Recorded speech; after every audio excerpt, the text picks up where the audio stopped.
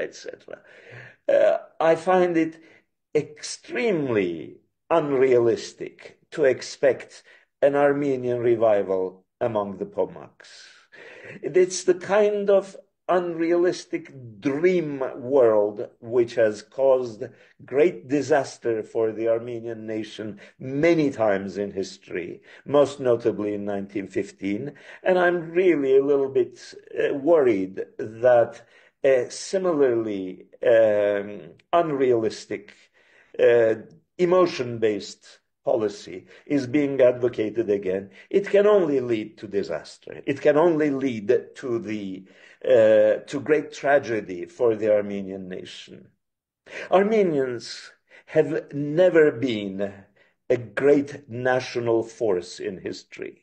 They have always been a very successful uh, human, uh, a very successful society, insofar as they have been able to be cosmopolitan, insofar as they've been able to transcend their narrow national identity and become significant innovators, artists, administrators, thinkers, scientists, entrepreneurs in the United States, in France, in the Ottoman Empire, in Iran, in Russia, in all these other countries. That is the future of Armenianness, if Armenianness has a future, which I find rather questionable.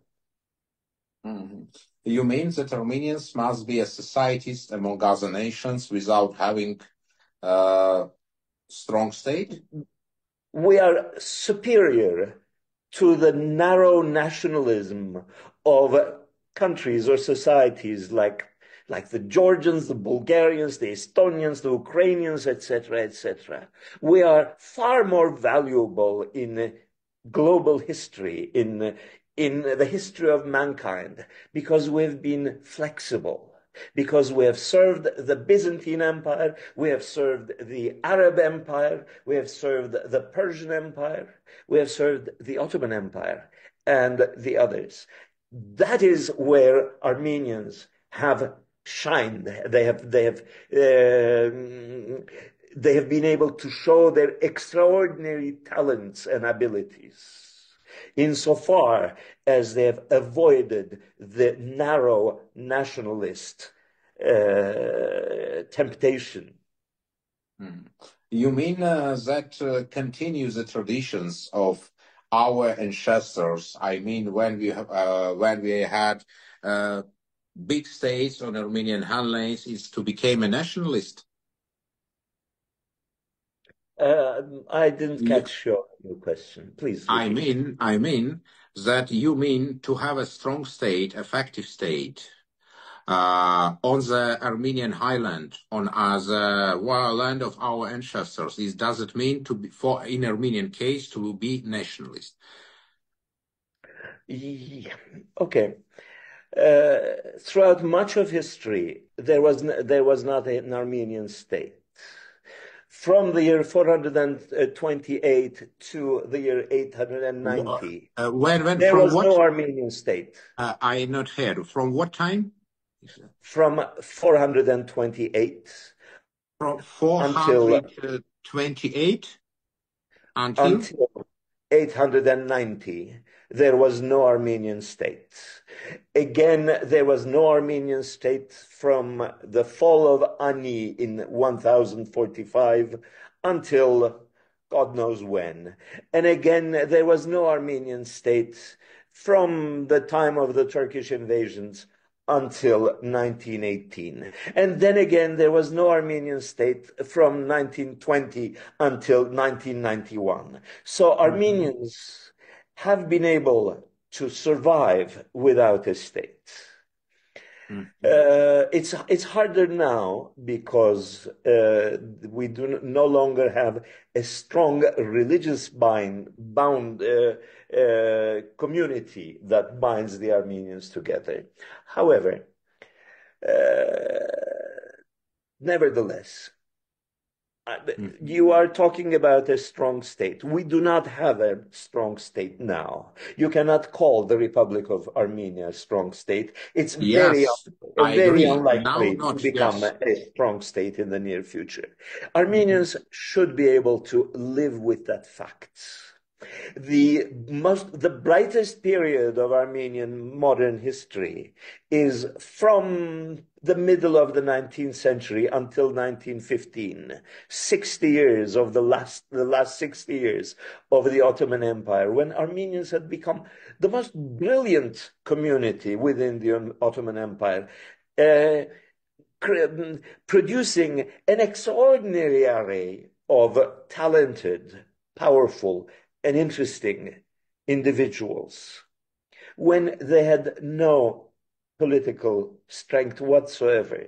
When they decided to obtain political strength at the expense of other states, namely the Ottoman Empire or whatever, that Yeah. is when they destroyed themselves. That's when they were destroyed because it was an extraordinarily unrealistic dream. It was a foolish dream. A foolish And dream to create Armenian state, you mean? yes, indeed, yes, that was what it was. Mhm. What I would Uh, like to ask you, okay, really, what does it mean a state? I am an international lawyer, yeah, basing my experience. Last 30 years, when I got a diploma 30 years ago, I am international lawyer, not the last international lawyer in my profession. The mhm, state is executive power. The state yes, is all other two powers that exist, yes, legislative power, yes, and judges, we call them legal power. When you told that we lost the position of, sorry, I must tell it because I'm lawyer. When we lost our state 428 till yes. 8 high, from 428 till 860, we had a state, and we had a state with Ishhanats Ishkhan, the prince of princes, because all state institutions where exist, nothing will stop, and military power was, and legislative power was, and legal power was, and executive is a basic history. Sorry, I am not correct you, but I speak about documents. It's not my opinions. It was Ishhanat Ishkhan, prince of the princesses, prince of the princes, every year after the kingdom, I mean the kingdom, Takaburutsun was lost till 860. But it's not everything that I would like to tell. After we lost Ani 1045, yeah, we had Sunnic kingdom that was more longer. We had Tashir Zoraget kingdom that was more longer. We have principalities that had all institutions as a state because a lot of nations only had principalities and called them state. And everything this was till 1480 when our last big principalities we lost on the territory of present Western Armenian or Eastern Turkey. After this, we also had small principalities a lot till genocide, but not about. But Kilikia, it's Armenian kingdom with Armenian culture and tradition. Does it mean we could speak that our okay? I explain why. Last one of principality Artas was fallen 1426. Tashir Joraget 1171. Hamshen Principality 1480. And I could give you tens examples, not one. It's a basic Armenian history. It's not something for quarrel or to be disputable. Really, The it's not basic my opinion. Armenian It's a history is history. that Ishkhanats Ishkhan as a Ayo, title did not yeah. exist before the year 886, I believe. That's when the Bagratunis reinvented that title, Ishkhanats Ishkhan. Ayo. Secondly, minor local principalities with questionable sovereignty does not mean a kingdom or a state. I can declare myself the Emperor of Japan if I wish, and my wife may believe me, but I do not become the Emperor of Japan as a result of that. It's Yeah. mostly in our imagination. And all these Armenian kingdoms and legislative bodies that you mention somehow seem to have escaped the notice of the Byzantines or the Persian kingdoms or the various Turkish kingdoms that replaced them. They simply were unaware of such fantastic kingdoms in history. But that's beside the point. Even if you assume that there were some Armenian principalities here and there, which were mostly local lords, local feudal counts and barons. Okay. The fact remains that the brilliant periods of Armenian culture and history have occurred under foreign domination. That's when we produced a large number of intelligent and creative and useful people. They were citizens of the United States of America. They were citizens of France. They were citizens of Russia. They were subjects of the Ottoman Empire. And that is when the Armenians, when they did not bear arms, they did not have an organization that bore arms. That's where they shone. They really became brilliant. I have a similar analysis, as a matter of fact, regarding a kindred nation, which is very much in the news these days. The Jews became the owners of the world when they were citizens of other empires. They are going to lose severely when they decided to become an armed state like all the other armed states. The Jews were so much more than Israel. Now they've become hostages to the tragic dream of a nation state. I suspect the Armenians will fall or may fall, or some people wish to fall into the same trap of creating their own highly armed and warrior state, which is bound to fail, which is bound to be defeated. Really, it's very important for young Armenians to listen your position when you take floor. I explain why. Because, Mr. Sevan, you are not alone that think such way. A lot of Armenians from Middle East, a lot of Armenians from Polis, a lot of Beirut, Halep Armenians think such way as you.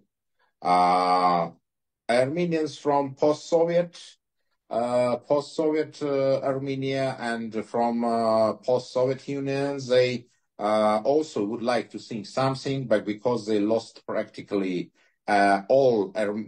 majority of Armenian heritage, they try to create something new.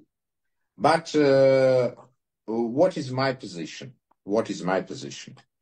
Not only my position, positions that I share, because I'm not owner of any position, and I could speak only as Armenian, not on behalf of Armenians. I speak as one of Armenians. My position is that Armenians must create a new forms of cooperation in the world. That Armenians, basing their intellect, must create new defense and intellectual and financial communities to recreate state of a new kind of state on the Armenian territory. Because having such intellect as Armenians have, I sure and I hope that it's possible to realize and fulfill.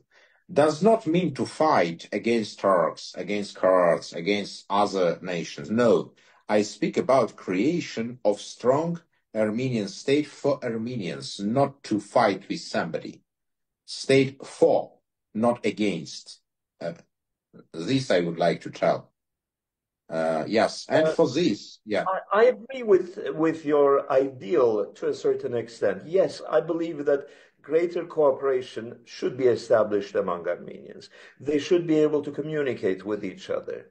They should have both intellectual and social and political and financial cooperation among themselves. I agree with that fully. However, when that cooperation goes beyond the intellectual, social, and financial level and starts talking about a state, a new form of state, then it impinges upon the prerogatives of other and more powerful states. And Armenians have been for too long in this century, or in the past century, for too long, have been on hostile terms with all their neighbors in their specific geography. They have been hostile with the Turks, they have been hostile with the Georgians, they have been hostile with the Azeris and the others. They do not have the power and will not have the power in any foreseeable future to overcome these countries by military means. For that reason, Armenians should stop even giving the impression or even hinting at military strength. Our strength lies elsewhere. Our strength lies in our intellectual capacities, in our hardworking culture, in the fact that for a very long time we have been a nation whose only asset is their own honest work. We do not have an asset other than our honest work. This separates us from a nation like the Turks, for example. This separates us from a nation like the Russians, for example, who uh, who are proud of their violence, who have been proud of their capacity to use violence. Armenians have failed miserably throughout history, throughout the last 2,000 years, whenever they have been tempted to use violence to achieve their means.